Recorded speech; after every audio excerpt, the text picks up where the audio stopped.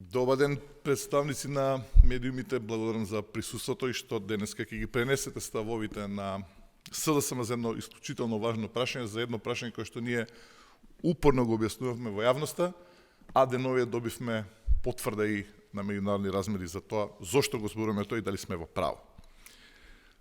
Христијан Мицковски не само што ја турка Македонија во изолација и за жал успеа во тоа, туку опасно ја турна државата во скутот на Виктор Орбан. Зошто? Секако поради бизнис интересите кои ги поврзуваат нив двајца.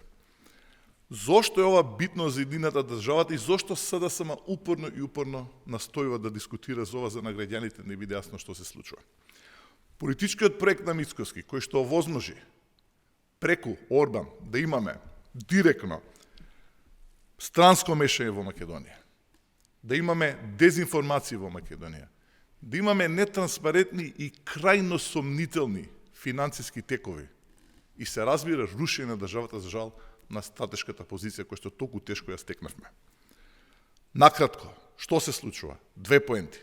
Оддалечување на државата од Европската унија и туркање на државата во скутот, на крајот на денот, во скутот на Русија. Дека сето ова е точно што го зборува СДСМ, добивме потврда и од реномираниот Вашингтон Пост, кој што објави фрапантни податоци, потврдени од министерот за надворешни работи на Унгарија Сјарто, па потоа потврдени и од самиот Сјарто, дека за клучните одлуки кои што се дискутирани во Европската унија, Сјарто, Орбан и Унгарија се консултирале со Путин. Дали сега станува јасно зашто цело време зборува СДСМ? Значи, да бидеме прецизни.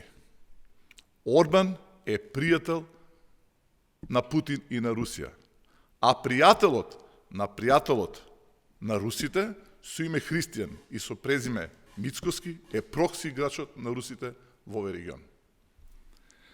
Ете зошто и на кого мислеше еврокомесарката за проширување која зборуваше за тројански коњи и дека нема да дозволи такво влијание да влезе преку некоја земја членка кандидат. Сега јасно е на кого мислеа, нели? Ова не е само стратешко прашање за нашата држава. Ова е безбедносно прашање и ова се разбира е прашање во борбата наша против криминалот и корупцијата. Понатаму, да бидеме многу конкретни. Се е поврзано. Орбан и Мицковски, Мицковски и Орбан. Прекрасно бизнис пријателство. 1 милиарда евра од Унгарија. Во исто време кога Унгарија дава кредитна линија за нашата држава, во исто време Унгарија се задолжува од Кина за истата сума на пари. 1 милиарда евра. Јасно ли е сега од каде е потеклото на парите? Потоа унгарскиот 4IG, кој го води човек близок до Унгарија, до Орбан. Потоа 40%, како што секојаш кажуваме од медиумите, кои што се под контрола на мрежата на Орбан и така натаму. Да не заборавиме и за она што повторно го потенцираме секојаш. Влезот на енергетиката во Македонија преку керката фирма на унгарската статус NHG KFT. И на крајот, она што го гледаме деновиве. Известител од Европскиот парламент, Вајц, подава рака на оваа влада. Подава рака да излеземе од оваа изолација. Да не одиме во скутот на Орбан и на Путин. Меѓутоа се разбира Мицковски не го прифаќа, затоа што не му одговара. За жал имаме состојба во која што Брисел повеќе сака да ја види Македонија во Европската унија отколку нашата влада.